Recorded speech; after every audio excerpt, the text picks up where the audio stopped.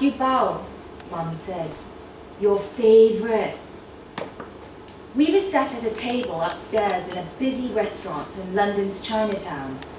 The bao she had ordered were white steamed buns with a filling of pork in salty sweet red sauce.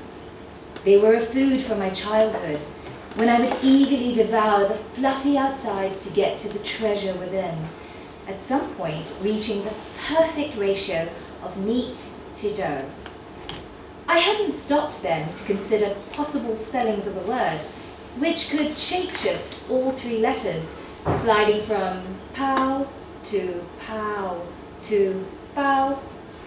For me, the buns would arrive with a pow, like a hearty blow in a Batman comic.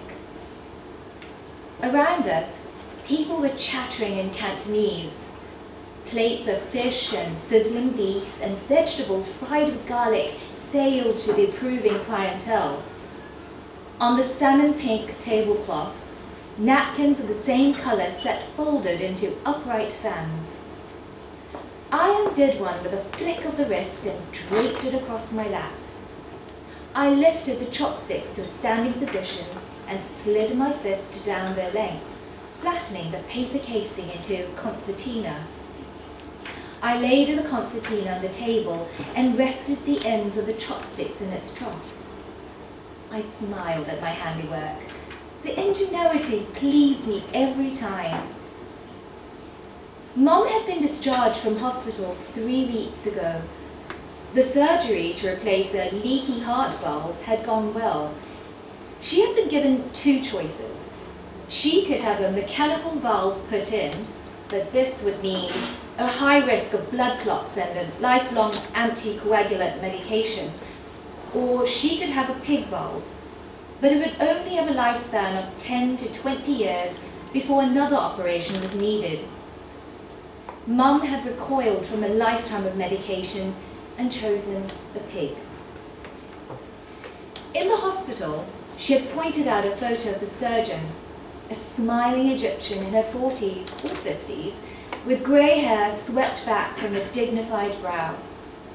Mum had been reassured when she met her, and I felt glad too.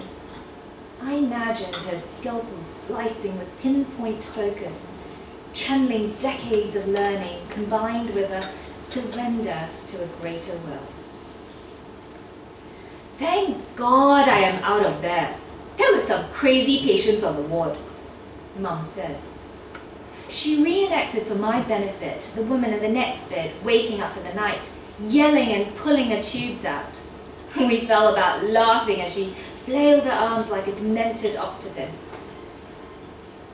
Our table was being showered with dim sum, prawns on crispy sesame toast, steamed wonton, chicken feet with black fermented beans and chili. Mum dropped a snowy bun on my plate. Here's the bao. I prodded it to gauge the temperature and took a small bite. Steam escaped from the innards. We sampled each dish in turn, a swirl of chopsticks and fingers and rice. Is it true that dim sum translates as touch the heart? I asked. Oh, is it? Her cheeks bulged with food, and I couldn't tell if she had even heard my question. Cantonese was my father's language, and my mother had taken it on because it was expected of her, switching between her own dialect and this foreign tongue and English, occasionally throwing Malay words into the mix. She chewed slowly, then put down her chopsticks. It's so painful having this operation, you know. I'm not having it again. But you'll need a replacement. The pig valve won't last forever. I don't care. I'd rather die. Her tone was pragmatic. Really? The couple at the next table swiveled their heads in our direction, and I lowered my voice. Don't you want to see your granddaughters grow up?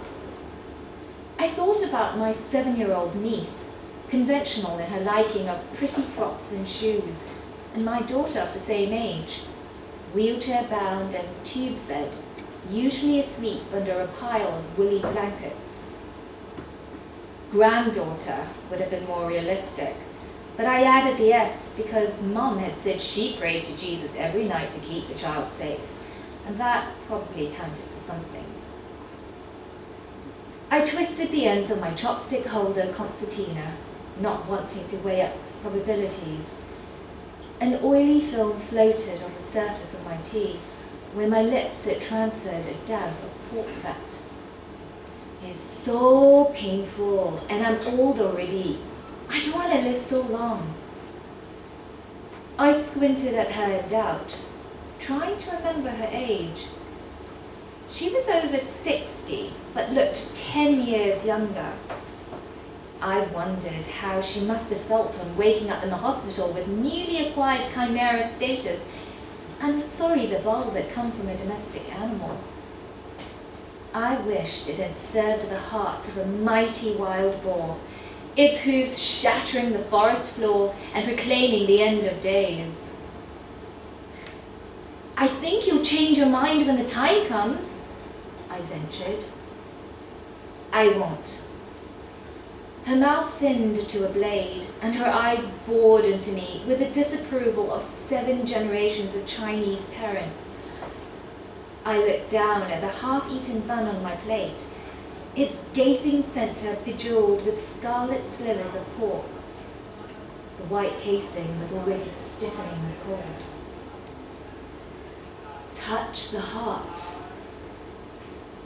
Absent-mindedly, I traced a small circle on my chest with the middle finger of my left hand, and my right hand pushed the plate away by half an inch, a rejection that might just pass under her radar.